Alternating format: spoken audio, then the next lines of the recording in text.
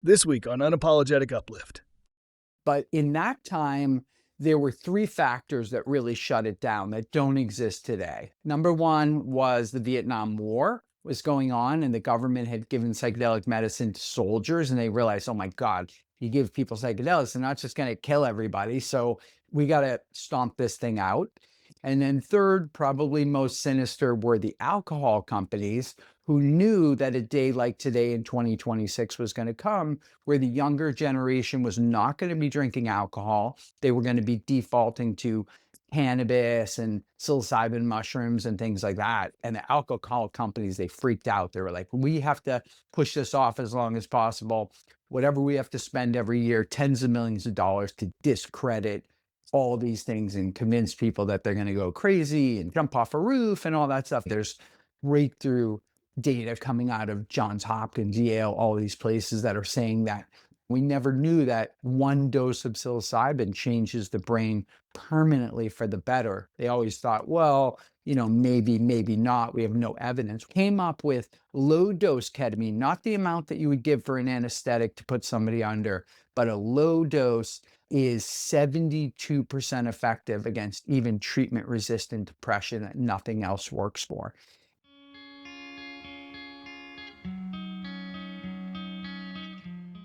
Welcome back to Unapologetic Uplift. I am your host, Kim Staples, joined with my absolutely stunning co-host, Ianthe Moro, and our incredible guest, Zappy Zapolin. Welcome.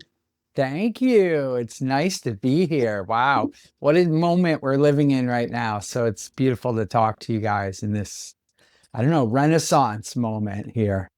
But tell us about, what does that, when you say that, because of course I can say, yes, I totally understand. And I think a lot of our audience is probably right there with us when you say that. But what does that mean to you? What is this renaissance that you're referring to?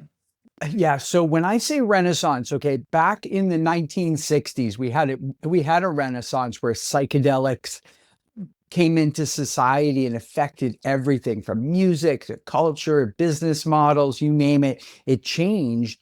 But in that time, there were three factors that really shut it down that don't exist today. Number one was the Vietnam War was going on, and the government had given psychedelic medicine to soldiers, and they realized, oh my God, you give people psychedelics, they're not just going to kill everybody. So we got to stomp this thing out.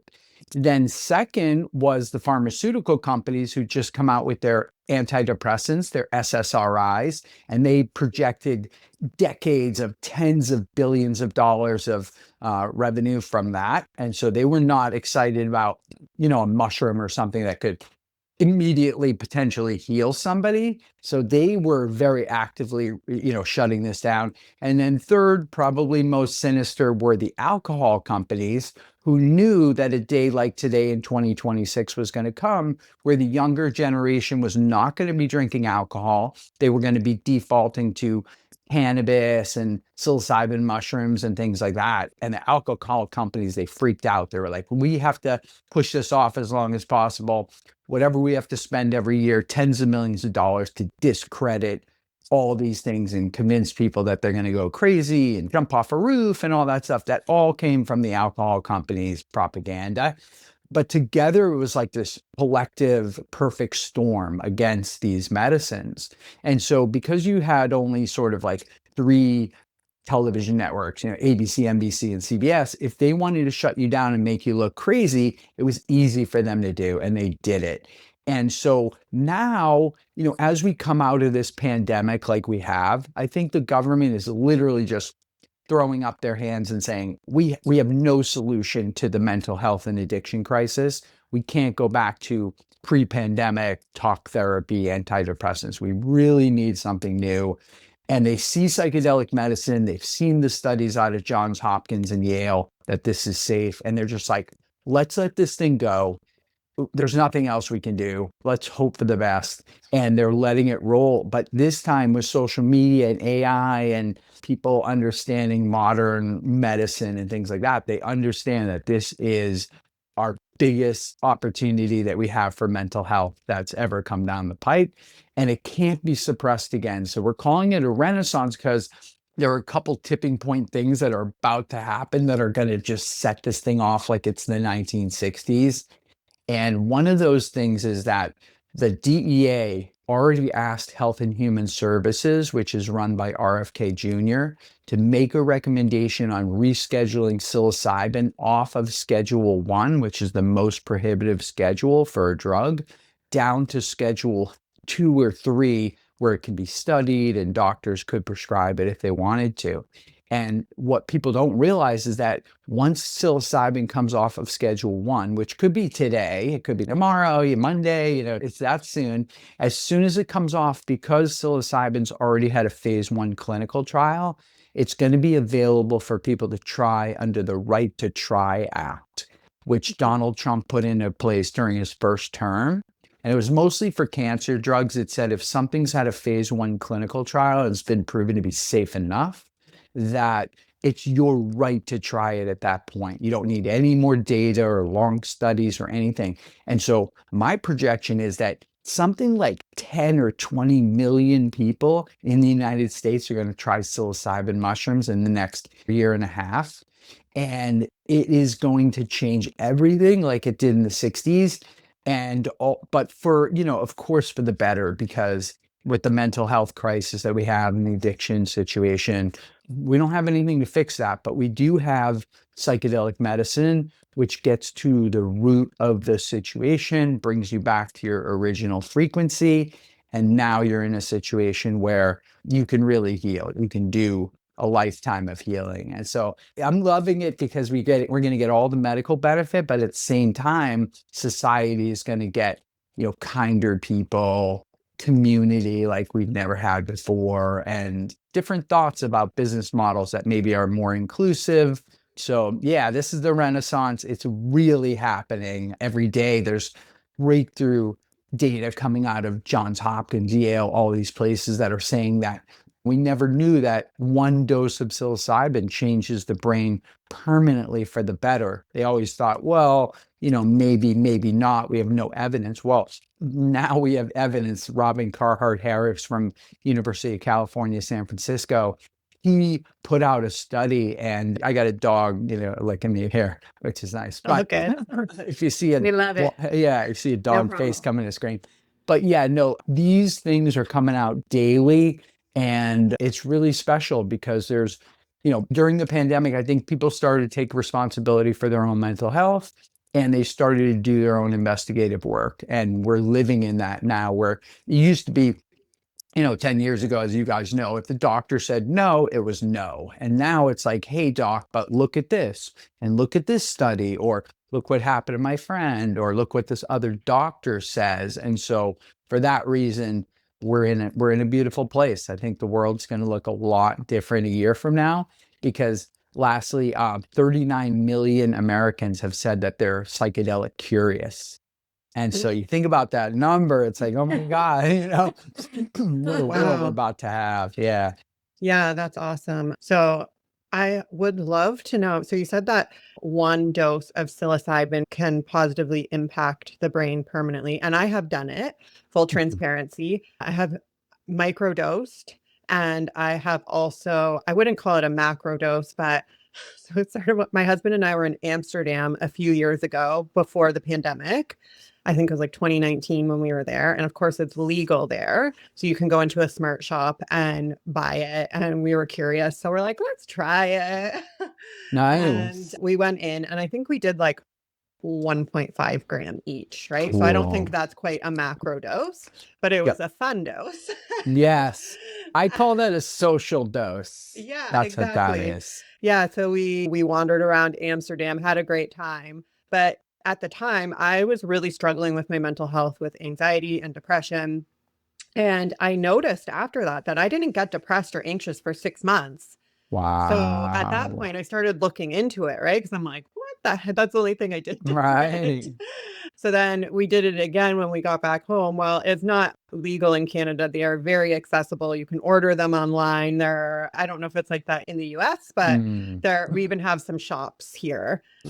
So yeah, we did it again one more time around the same dose. And then I noticed the same thing again. I didn't get depressed or anxious for another 6 months.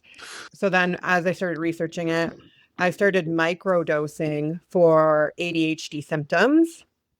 And I also have found it helpful for that. And then I just felt called to it like last weekend, and I did again like a social dose and just did like some meditation, and I was treating it more like a medicine. I think I did 750 milligrams. So again, not a huge dose, but enough to just really have that body thing going on. And I did experience like a little subtle visual stuff, but I am really curious about everything about it. Yeah, So no, what that's cool. so what I'm does this glad. Yeah, like how does it positively impact the brain permanently from one dose? And what sort of a dose would that be? yeah. So the cool thing about psychedelics is that the point of it is to create a state that's called neuroplasticity. And what that's about is that most people right now without psychedelics have very rigid patterns in their brain. And these are patterns that have been built by your upbringing, society, trauma that you've had, drug use, these kind of things. They become very rigid, these patterns. So some people are in a pattern of, nobody loves me, I'm a failure, nothing's going to work out, blah, blah, blah. And so as positive things happen or negative things, they cycle through those rigid patterns and they come out in the same negative place where they were. And what happens is with psilocybin mushrooms, with other psychedelics, oftentimes when these are metabolizing in the body, they're growing new neural pathways in your brain. So you're literally creating these new neural pathways around trauma, around broken patterns, maybe from drugs or something like that. They're repairing. And you get yourself into this state over time with the right formula. You are getting into this neuroplastic state so that when somebody comes in, new information comes in, it's not hitting this rigid pattern. It's a little softer. It's sort of like, well, maybe that's not so bad. Maybe I need to make a change. Maybe this is positive. And there's just this plasticity that's described. And that, what you took, again, I would call that a social dose, and you took the microdose. What's beautiful about psilocybin is that every time you do it, you're getting this neural growth. You're getting some more of this neuroplasticity. So you don't have to take a giant dose that's going to be really deep where you need to be guided by somebody. You can take lighter doses over time. Even the psilocybin mushroom microdoses, the actual definition of a microdose is that it's subperceptual, meaning you're not feeling it. So you're generally taking about a tenth of what you took. Very small amount. And so when you're doing that, you're walking around during the day. I notice when I take a microdose, I'm like, oh, okay, I forget that I took it, because it's, again, subperceptual.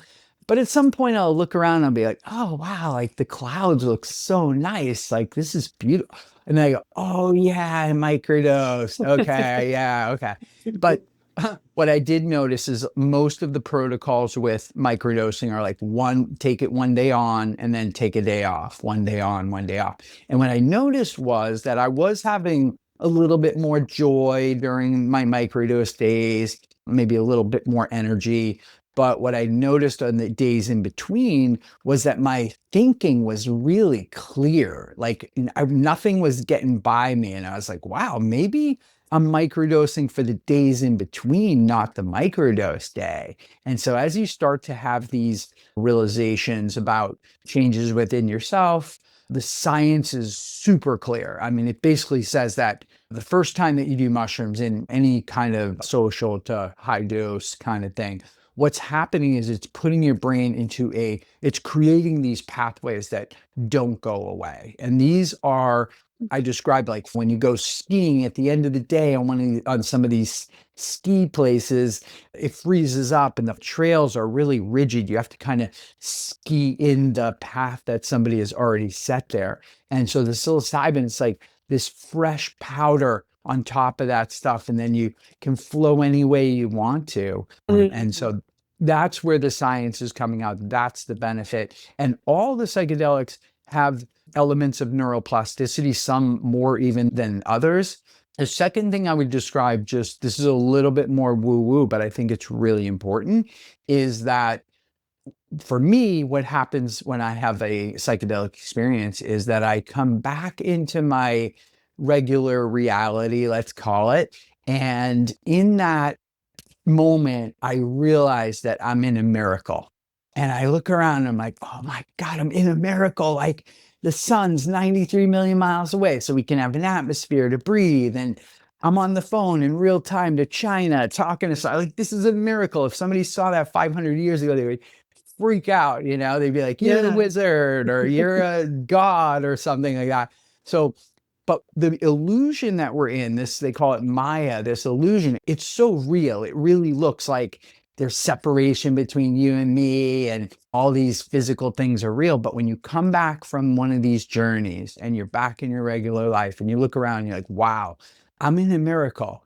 And that stays with you for time. And so when people hit that moment, a lot of things come into perspective. And so I always like to reconnect to that. I'm always in shock when it happens. I'm always like, oh my God, I forgot, I got caught up in the illusion, but here I am. And this is beautiful. And I'm going to go forward.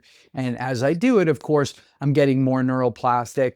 Some of these compounds like ketamine, which is an anesthetic, they realize that the ketamine is incredible. Every time it metabolizes when you do it, it grows new neural pathways in your brain. It's literally growing gray matter. You're becoming smarter each time. Wow. And this is why Elon Musk does it twice a month. And, I know he's a savant genius to begin with, but as you see his progression and you realize, wow, this guy is building up his brain through his ketamine treatments. And now he's starting to figure out how to become a trillionaire, how to, he got the astronauts back from the space station that NASA couldn't get back, He set up a data center with these AI chips. It's supposed to take over a year to set it up. He did it in 17 days because he was able to, pull information about this setup into his mind. And so we have to take these things that were intentionally taken away from us. These are our God-given rights, these mushrooms and things that are growing out of the ground. You have receptors in your brain for them. So obviously you were supposed to take them, interact with them. But we've shut them off as a society because in the 60s, everybody was like, well, technology can solve everything and man knows medicine. We're better than, these primitive people with their, crazy jungle traditions. And so doing that really hurt society. And I think that looking back, I'm really hopeful that, 100, 200 years from now, when they look back at this time, they're going to be like, oh yeah, the people that lived during the beginning of that millennium, those are the people that went back to nature. When humans thought technology was everything, they went back to nature for us. Thank God for those people. And I think that's going to be our legacy coming up here. So it's going to be good. I'm jumping in because I'm getting these full body, like, oh yes, like this unbelievable wave of joy is coming over me, Zappy, because so many reasons. One is, and I'm even getting emotional about it, the Renaissance, when you explained what it really means. We deserve a Renaissance. All of us do. And I think about my children and I think about my mom, who I'm caring for right now. And I think about how they're getting messages that this is supposed to be the darkest time, end of times. We're all fucked. Forget it. That's not true. When I hear you because it's ringing true what you're saying. And I resist when I hear that other stuff. I'm always like, yeah, but we're miracles. There are miracles everywhere. And I will tell you, many of the people in our audience who've heard me talk about this before, it might sound strange to you, but I take 0 substances ever, but I have a naturally neuroplastic brain. And I see miracles everywhere. And I feel and see light, and I read auras, and I see, like, there's many, many things that I see that one would say they've experienced when they do these medicines. And I have never done them. And I'm not saying that I know whatever. It doesn't matter. It's not about me. The point is, however you get there, people, the neuroplasticity, please, if you have been putting things on, first of all, philosophies that have been put on you through marketing by agencies that want you to stay in one lane and not have this miracle creativity. The other thing is maybe you have been using lots of substances in your life and you have had, or so many traumas that have gone unhealed that you are now in a place where your brain is stuck and you're in fight or flight. I say, I welcome you to do something natural, do something safe, do something that Zappy Zapolin is talking about, which I Mm-hmm. never say. Kim will tell you. I'm always the first because I'm very against alcohol. I will tell you, we've talked about this. And I love that you mentioned alcohol as something too that you see as negative. To me, alcohol is poison. For my personal body, it is poison. I don't touch it. I never have. The one time I did, I knew that wasn't for me. So all of that to say, I'm thanking you for bringing this to light, for giving me hope, and I'm sure our listeners hope. And so to that end, when you talk about the technology, because now what I'm seeing is the dark side that I'm seeing out there a lot is that data centers are coming into town. I live in Georgia in the United States, and we have a lot of information about we're getting whole towns ruined through data centers and this water that they create that's dead water, not safe, and it's being pumped back into the system. And they've got, as you know, anyway, then there's AI, and that's why we need the data centers in addition to everything else. What you're talking about and returning to a natural state gets me so excited. So I want to know what you think about this AI. And you mentioned Elon Musk and what he's doing. Yeah. How do we reconcile this growth in this technology with saving the beauty and miracles that this planet and this body and this soul is? Yeah, that's a beautiful question. For me, that is a question about our, our own human nature. Our original nature is to be connected to nature and spirit and all these things. But as time's gone by, because people sometimes say, do you think everybody needs psychedelic medicine? I used to say before the pandemic, I was like, no, definitely not. Some people don't need it.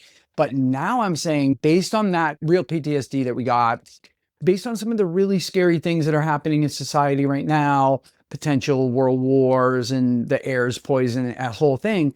And then you add on a layer of the amount of technology and information that's hitting people on a constant basis. They are frozen, like you said.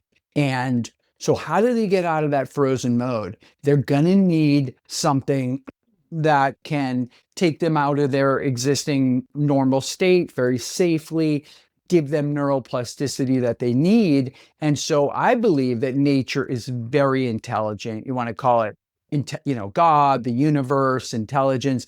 They knew that this day was going to come where people were going to be fighting horrible addictions, that the world might be on the brink of a nuclear war. And so it's bringing these natural plants out into the light. And again, you have receptors for these things.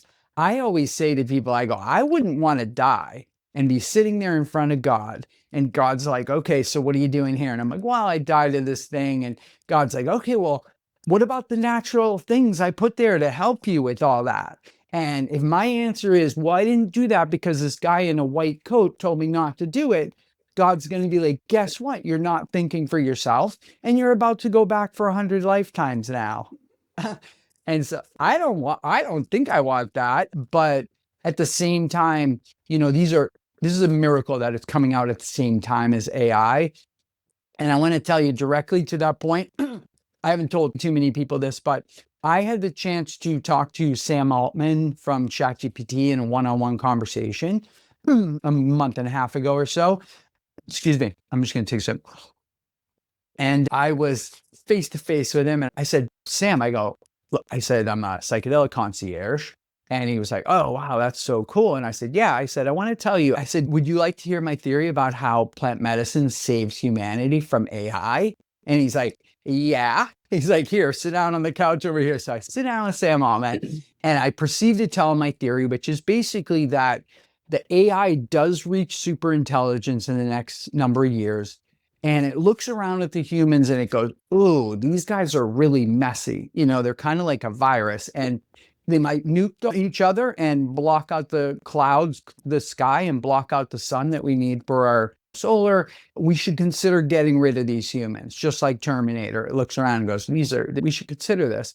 However, I said, I believe that they're going to look at the research that's come out of Johns Hopkins, Yale, and they're going to recognize it. And they're going to say, you know what? It looks like if the humans had plant medicine their whole life from the time they were born, this place would be like a utopia right now.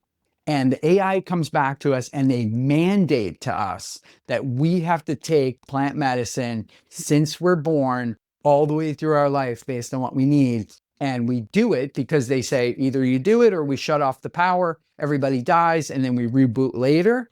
And so we go, okay, we'll do it. We take the plant medicines and this place becomes like a utopia. And the AI, which has a 4,000 IQ at that point, okay? Elon Musk is like a 200, okay? These 4,000. So it doesn't need us for anything, but it keeps us around because of this plant medicine. It keeps us around like we keep a fish tank around. The fish can't do anything for us. We just like to see organic things do their thing. And so for that reason, they keep us around like an ant farm or something. And we go on because of plant medicine. And Sam Altman's like, Zappy, I love this. He's like, I'm praying this could happen. Yes, yes. And I took a lighter out of my pocket. I have these Mind Army lighters. It's a social cause that I started, and it has our slogan on the lighter, says fighting for the right to pursue happiness. And I said, Sam, I want to give you this lighter because I really appreciate you putting psychedelic medicine, plant medicine into the large language models in such a positive way that these things can be found. And he was so appreciative. He took the lighter. He was like, thank you for appreciating that. And I went on my way. But I really do think that nature is that intelligent that it knew AI was going to come, nuclear proliferation, and it brought out these incredible compounds to balance that out and help us with the responsibility of that. So it's all butterflies and unicorns and all that. And you're for the butterflies and unicorns. Yeah. And that's such a movie because there have been so many apocalyptic movies and even movies of AI taking over. And then your movie that you just spoke is a movie. Very much. Totally. Thank you. Yeah. And I want to say one of the most miraculous things that we have that we've discovered as a society is ketamine. And I say that because ketamine is an anesthetic. It's been used for decades. It's used every day, hundreds of thousands of times in emergency rooms. It's an anesthetic. They were using it in Vietnam in the battlefield. They were using a number of different anesthetics in order to do amputations out in the battlefield. And they were using morphine, ether, ketamine. They looked back after the Vietnam War and they realized that the people that had the ketamine anesthetic had not committed suicide at anywhere near the rates of everybody else. So they were like, wow, what's up with the ketamine? They sent it to Yale University. Dr. John Crystal did a 2,000 plus person study, not like 20 people like they do today, but 2,000 people, came up with low dose ketamine, not the amount that you would give for an anesthetic to put somebody under, but a low dose is 72% effective against even treatment resistant depression that nothing else works for. And so this is a miracle that we have this, that we have found this, that we've synthesized it. And then people are like, well, that's a chemical. I don't do chemicals. And I'm like, it's actually not a chemical. They derive it from some salts and some minerals. They put these salts together and they process it. And you get this ketamine crystal occurs. And the beautiful thing is the ketamine crystal, it's always the same.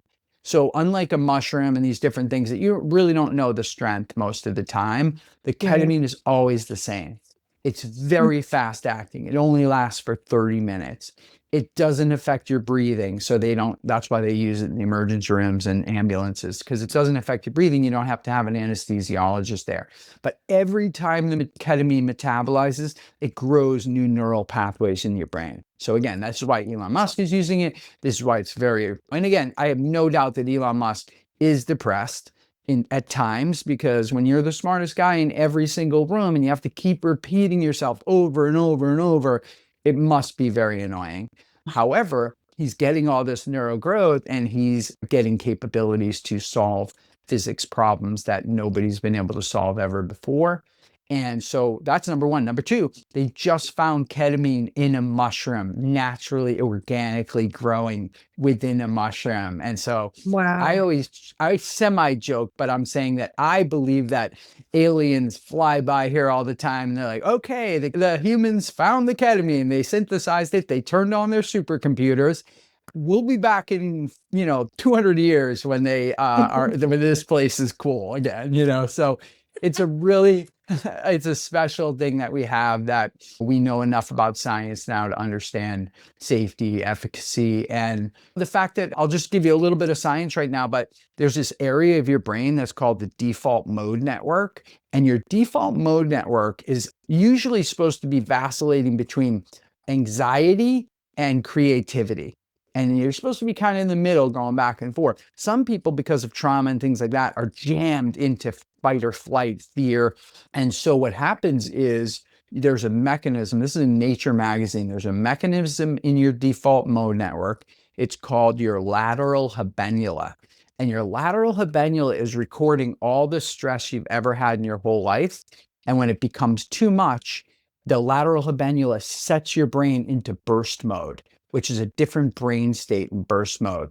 And when you're in burst mode, it shuts off all your dopamine production, which is your happiness, your motivation. So you see these people walking around, they're like zombies. They're like, I can't even feel anything. Like, I can't smile, the whole thing. And they say that the first time you do medical ketamine, which I'll describe, it takes your brain out of burst mode and you immediately start getting all your dopamine. And so you're like, oh my God, I want to live. Like, oh, life is beautiful, And so the number one side effect of ketamine is that medical ketamine is it breaks suicidal ideation, which is huge. And I've been in clinics that I've been involved with where people actively had bandages on their wrists where they were trying and stuff like that. You hit them with the ketamine, they open up their eyes 30 minutes later, they're just like, I'm not killing myself. Like, I'm telling you, this is so interesting. And I feel like I feel alive, I feel feeling and all that. So it's really beautiful. But that opportunity that we have with ketamine to triage people, the fact that it's so safe and the fact that it works as well as it does, it's really a miracle for society. And sometimes when I say ketamine, people are like, oh my God, I know people who get addicted to that. And what's happening when people get addicted is that they are snorting it in nightclubs typically, and they're snorting it up their nose. Anytime you snort something up your nose that's psychoactive, it's going to hit go up your nasal cavity and hit your opiate receptors. So you're triggering your opiate receptors, which can be very addictive. It's hitting your ocular nerve, which can be disorienting, and people can get addicted to snorting ketamine, just like snorting cocaine. They say cocaine's not physically addictive, but again, when you hit your opiate receptors and stuff, it's something, that aspect of it can be very addictive. So you got to avoid that. However, medical ketamine is done in 3 ways. It's an IV, which is dripped, it never hits your opiate receptors, an intramuscular shot, almost like a flu shot they give you in the arm, or now a lozenge that it melts in your mouth and goes through your mucosa. And so this is a very safe practice. Dr. Glenn Brooks in New York, who's done over 60,000 treatments, he says that nobody's ever come in for depression, anxiety, and gotten addicted to ketamine. He's like, Sure. However, if you give an addict who's abusing drugs a bottle of ketamine, they're going to use it that night. It's just, that's what they do. Yeah. So we have to delineate, I think, between recreational and medical. But as long as we do, this ketamine is incredible for triaging people, especially in this society where it takes them out of burst mode. And, you get their dopamine. They want to live. They want to enjoy the miracle. So we're blessed. So how does somebody get a ketamine treatment? Yeah. Sure. So I'm curious, and I'm sure there are lots of other all right, curious people listening. good. So there are a number of doctors who are using this off-label. So they have a ketamine practice where people are coming in for anxiety and depression, and in a medical setting, they're having this experience. There's also, and you want to be guided medically. It's not that it's dangerous at all, but you just want to be in the right setting with people watching you. The only thing that would preclude you from doing a ketamine treatment medically is if you have uncontrolled high blood pressure or glaucoma, because these are kind of like pressure type of things. But other than that, what I love about ketamine is it doesn't negatively interact with other drugs. So, people, we assume when they come in for depression like that, they're already on some antidepressants and maybe they're drinking alcohol and all that kind of stuff, but it doesn't have a negative interaction with that. Probably, again, what happens in society, like Matthew Perry, the celebrity who died, tragically. He was in a hot tub with nobody there, and he took ketamine, which again is an anesthetic. So if you take an anesthetic and then you go in a hot tub and nobody's there, you're probably just going to slide under the water, and that's going to be it. And that's what happened to him. It's not that this is dangerous or that. It's like the only thing you have to avoid is somebody being in the water. So I think, I met Matthew Perry one time at a ketamine clinic, and he seemed very depressed. He seemed to me like he was upset because he loved acting and doing that stuff, but he just hated the whole celebrity part and people looking at him and wanting to know about him and his life. And just, every time you pick up the coffee, somebody puts a napkin under it and they're like, what kind of water? You want ice? Do you want how many ice cubes? And you're just like, just stop, He looked like he was like over the top. And so I know it was helping him, but he is an addict. And I think between the depression and addiction, he didn't want to live. And so unfortunately, that falls back a little bit on ketamine. Maybe people think that there's something to be worried about, but suicidal ideation, depression at 2% and nothing else works for. So nowadays you want to find somebody who can guide you ideally, because there's some companies that send the lozenges out through telemed, and I like to guide people because it's just going to be a better experience. It's like going to the gym. This is how I describe it. It's like going to the gym. You can go to the gym. You can get in the best shape of your life. You can be Miss America or Mr. Olympia, whatever you want to be. You don't need anybody with you. However, if you have a trainer and they can show you the techniques and they can correct you a little bit and motivate you and get you right, you could get so much more out of it if you have a trainer. And so my psychedelic concierge program, we're training people to be guides for ketamine and be guides for other psychedelic medicines. And it's very important because there isn't really the same body of work on how to do things and what to do, because we've been in prohibition. But when things come out of prohibition, if you see alcohol, you see the curves on that. It's like a hockey stick of uptake on these things. So I'm trying to train people through my psychedelic concierge program to be space holders for these different compounds, to understand the nature of them. Because I just want to say this, each one of these psychedelic medicines has a different benefit to it. It can work on different things. And I'll just describe, San Pedro, which is a cactus, will connect you to nature immediately. And you meet these people in the city and they never take their shoes off and they're walking on concrete and they're just like, I don't know, something's off, and they start drinking alcohol and all these things. But really they're just out of touch with nature. And so they have a San Pedro and they connect to nature. Now they're like, oh my God, okay, I'm in a miracle, everything's beautiful. And they roll forward with that neuroplastics in that state. People who maybe can't feel joy, maybe they just need a microdose of mushrooms. Somebody who's got an addiction, they might need Iboga or Ibogaine, which is a powerful one-time that can break any addiction. 2 packs of cigarettes, meth, alcohol for your whole life. In one session, it's going to break it. And maybe, ayahuasca that people hear about. It's like getting a hug from your grandmother. If you need some more feminine energy or some love like that, that could be great. On and on. LSD microdosing for creativity. Everybody knows that everybody in Silicon Valley is microdosing LSD because when you're in Silicon Valley, where I've spent a bunch of time, it's like everybody's chasing the next thing, but how do you get out of the box to see what the next thing is? It's really, really hard. And so when you have something like a microdose and you can kind of just step out of that framework of everybody else and step into your own, just be like, oh, wait, what about this? Or what? Oh, look how the leaf, pulls back the energy. Like, what if we do that? And it's like, yes, and so you just can't get there when you're on this treadmill that they've put everybody on of go to work, drink some coffee, eat some sugar, drink alcohol after work, then have an Ambien to go to sleep, and then wake up and do it all over again. It's such a treadmill that for you to come up with a creative idea in there would be, it's not even possible. So we have to use all of these things, and you got to be guided because some of these need more guidance than others.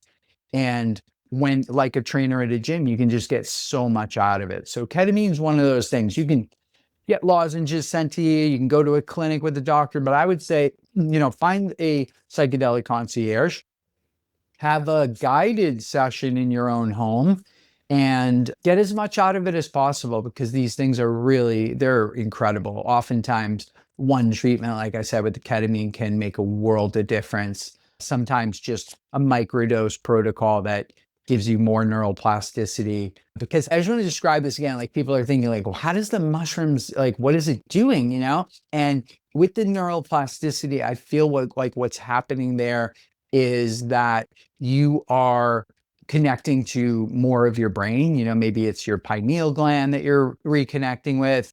The scans on ketamine show that 80% of your brain is lit up. And I'll give you one other thing about ketamine that's really interesting, and maybe why you guys should try it at some point soon, is that ketamine's different than all the other psychedelics. It's not a hallucinogenic. So the walls aren't melting and all that kind of stuff. It's a dissociative. So that means that what it's doing is it's really just separating your left and right brain. You're laying there with an eye shade on. It separates your left and right brain and lets them communicate however they want to without your ego getting involved in it. And that so much can happen because, you know, we know that when you hear these stories of like the mother, her child's trapped underneath the car, and the mother like lifts up the 2,000-pound car, and you're like, how is that possible? Well, what happened was she stepped out of the belief about gravity and weight and those kind of things. She just didn't care in that moment. And she didn't, that was not part of her rigid patterning. So she just did it. And the same thing with the ketamine. It's like, when you're not stuck in those patterns, you have an opportunity to, when that dissociation's happening and you're laying there and you're seeing these beautiful patterns and colors, and, you know, maybe even getting a vision, because there's some incredible visions that people get.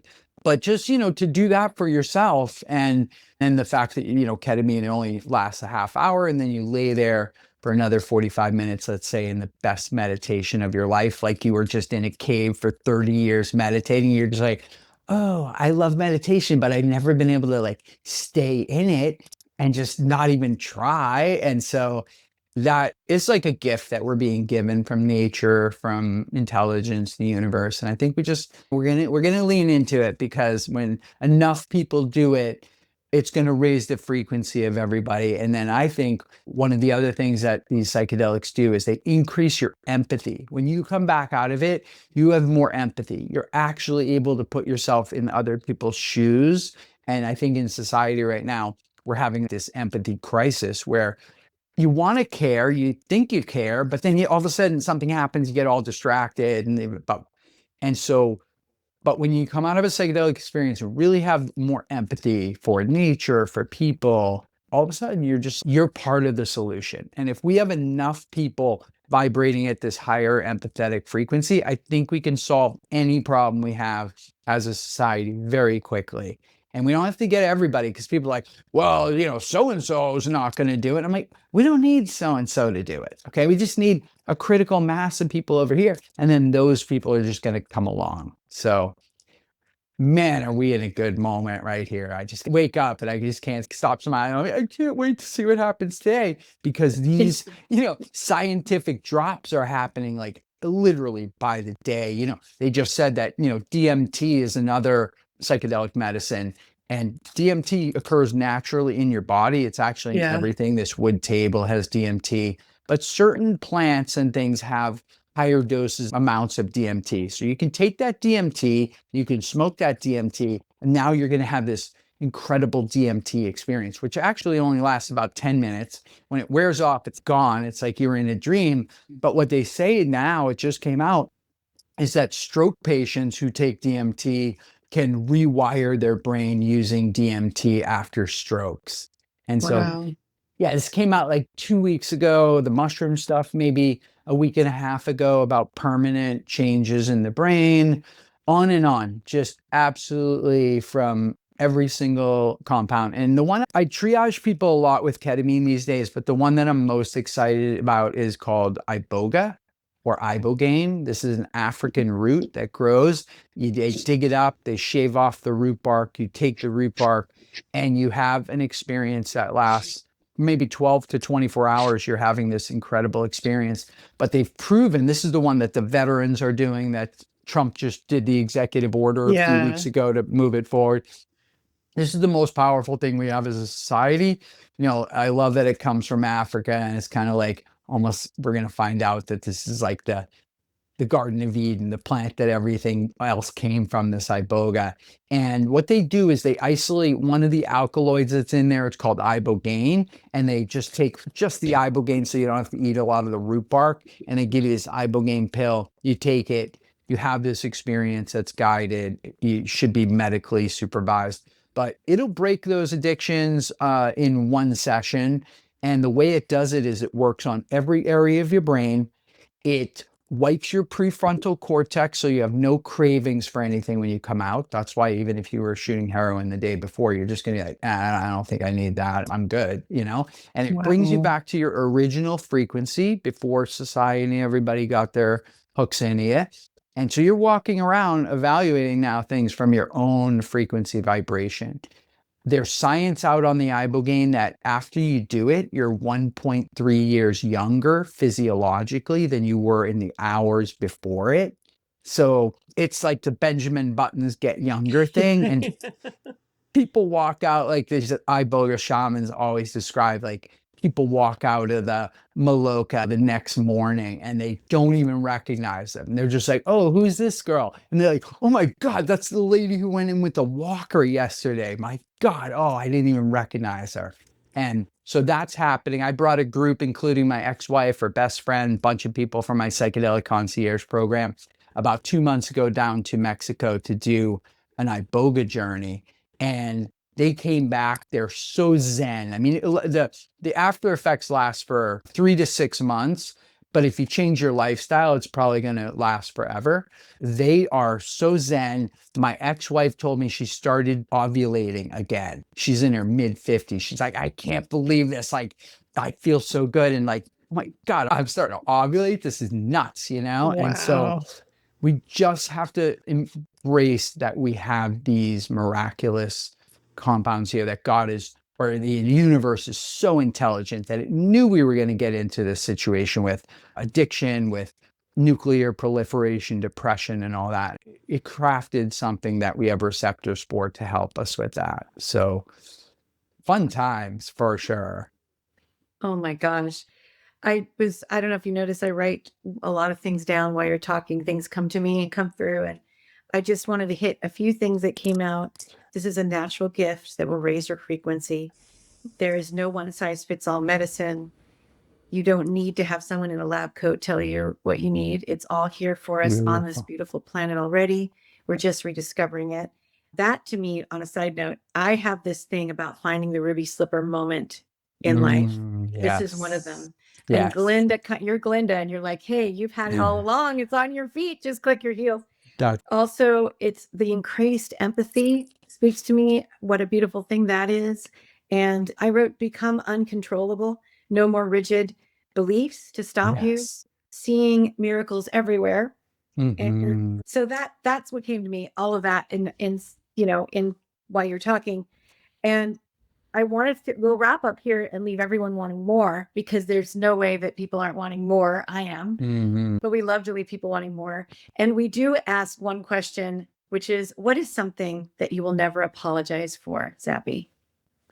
I would never apologize for doing what feels right to me, because I think everybody's so individual and we're at different modes in our transformation that what works for me may not work for you. But I'm not going to say that, if spinning around on my head twice a day works for me, I'm not going to apologize for that. This is my nervous system, And so I always kind of joke and I say that with AI coming and the robots and a lot of jobs going away, some of the only jobs that are going to be left are taking care of babies, taking care of elderly, and guiding somebody through a psychedelic journey and doing integration. Because when you're in that spot, you want a human being with a human nervous system to interact with. You don't want AI telling you what most people should be feeling at that point. That's useless information. Right. And so this is never going to go away. And I would say, as we're concluding here, check out Psychedelic Concierge, because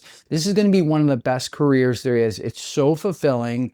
You're doing something priceless for people. It's very lucrative, and it just feels like the best job you could have because you're helping people to move through not just trauma, but into peak performance. And so if you are interested in that, and I would say, for somebody like yourself who has not had these experiences, start with a microdose.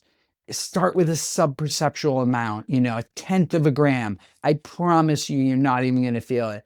But a week or two later, you're going to be like, oh, wow, shit, I'm not having these ruminating thoughts way out here. Like, things happen and then I think about it and then I just go back to my thing. So it's like for everybody, I think start small. You don't have to be a hero and go for that hero dose or anything like that. It's like start small, get a relationship going, take a microdose. If that feels good, take another one. If that feels good, maybe add a little bit. If it's too much, pull it back. But I think the mistake is when you're in a prohibition like that and it's been tabooed so hard that what happens is people find themselves at a party or a concert or something like, you know what? I've always wanted to try this. Let me try it. They take a bunch of mushrooms where they should be blindfolded in their house. And here they are with 10,000 people at a concert. Like, oh my God, I'm going crazy. And it's like, yeah, you just took it in the worst setting possible. Like, of course you are. And then they're like, I'm never doing that again. And it's like, they're missing the healing. And if they just started with a very small dose, if they've been guided, this could change everything. And I think evolutionarily, if you have a partner, a husband, a wife, whatever it is, if you can do these things together and do this exploration and grow together and be on that path together, I think it's going to strengthen a relationship. I will tell you this, I know I could cut the number of divorces in this country. I could cut it in half. Like right now we're at like 60% of marriages and, divorce. If I took an MDMA, I've done this, you take an MDMA, ecstasy, like a tablet of pure MDMA, you crack it in half, you give half to the husband, half to the wife, you hold a little bit of space for them for an hour or so, and they are going to reconnect to that spark, that soul level connection that they have, and probably going to save the marriage. If it doesn't, and they still walk away, it's going to be like a very nice split where they are like, I love you, you love me, but this isn't the best. Let's be friends. And so these are going to be huge breakthroughs for society. And right now, at the beginning of the prohibition ending, these seem like, oh man, that sounds, maybe too intense, but just start with a microdose. That's it. See how these things work for you. And right now, there's a lot of ways to get your hands on really good mushrooms and things like that. There's companies like, I'll point out frequencycaps.com. They're in Topanga Canyon. They grow their mushrooms with frequency. They send those out. There's one called mushroom called Amanita muscaria. It's the red mushroom with the white polka dots that you see everywhere. And everybody's like, oh my God, I love that mushroom. It's so cute. What they don't realize is that mushroom is psychedelic, but it's not on Schedule 1 because it doesn't have psilocybin in it. So it's totally legal. And this is the mushroom that in a microdose is getting people off of antidepressants and alcohol without even trying. This mushroom is incredible. The more psychedelic psilocybin mushroom you take, the more, chaotic it can get. But with the Amanita, the more you take, the calmer and calmer and calmer you're going to get. And so when you start with a microdose of Amanita that's legal, you're not going to have to worry, but you take a small amount and you start to see this neuroplasticity happening. And after a week, 2 weeks, people are just like, you know what? I don't need any alcohol. I just don't think I'm going to drink anymore. Or they're just like, I came down on my antidepressants. I took half as much. Now I'm at a quarter. Like, you're like, wow, this is something for this moment. And so I encourage people, whether it's you need it to be legal or you want it to only take an hour, or you want to be guided because you have a lifetime addiction or something even in your DNA or your Akashic record that is triggering you that you don't even know why you're reacting to. But when you do the Iboga, it goes in and the Ibogaine, the Iboga, it's based on a tradition, a Bwiti tribal tradition in Africa that's a ancestor-based religion. So they take the Iboga to go and ask their ancestors for help and to resolve things. And so when you do it,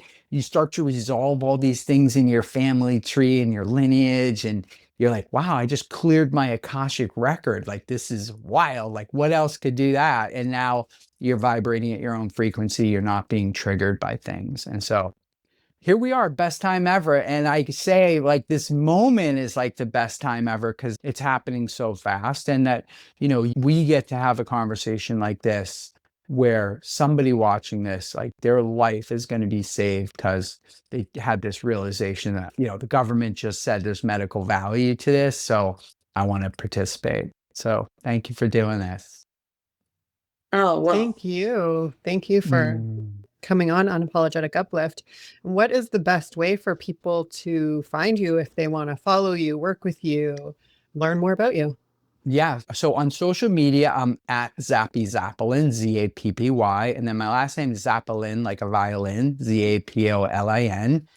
And I can also be found on psychedelicconcierge.com.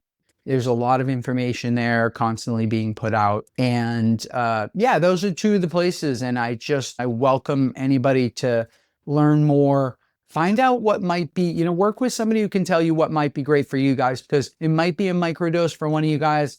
It might be ayahuasca for somebody else. But my job and our job as psychedelic concierge is to ask you the questions of what is your intention for doing this? And what are the traumas you're trying to overcome? And based on that, give a recommendation of the right psychedelic medicine and who to sit with. And I would say, if you're using the right medicine in the right set and setting with then that means your mindset and who you're with and where you are, I guarantee it's going to go well. And they say, don't make guarantee it's going to go well. Well, I love that because that's an unapologetic way of being, and you're on Unapologetic Uplift. And so it speaks to us. And I think, who cares what anyone else says? You're not controllable. I mean, because you're doing all this. All right. Well, I always am the person that defines terms, and we're at the end of the episode, and I'm not going to define it right now, but I want to let you all know, for those of you that heard him mention Akashic Records, please comment to me. I will explain to you what that is. We will do a whole episode on that because we actually have someone that Kim and I both have done Akashic readings with, but I just didn't want to skim past that too fast, even though we're at the end and I can't get into it now. I want to promise you all I heard it, and I'm here for you to explain it further if you feel called to know more about that. And anything else that you want to know from Zappy, now where to find Zappy. And I'm so grateful. Thank you, Kim, and thank you, Zappy, for being with us. You guys too. Thank you. I feel like it's a miracle. Kim, I'll let you do our outro. Yeah, thank you. Thank you so much. I appreciate both of you. Thank you to our listeners for tuning in. Please leave us a 5-star review. If you got anything from this episode, take a screenshot, share it to your stories, tag all of us. Make sure you're following all of us, and we'll see you next week.